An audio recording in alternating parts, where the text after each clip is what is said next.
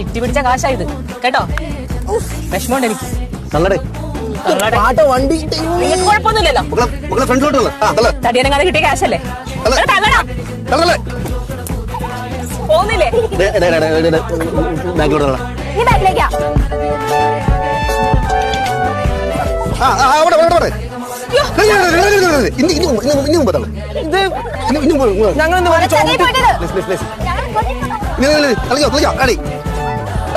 കുട്ടികളെ കൂടി ഇങ്ങനെ തള്ളിക്കുന്ന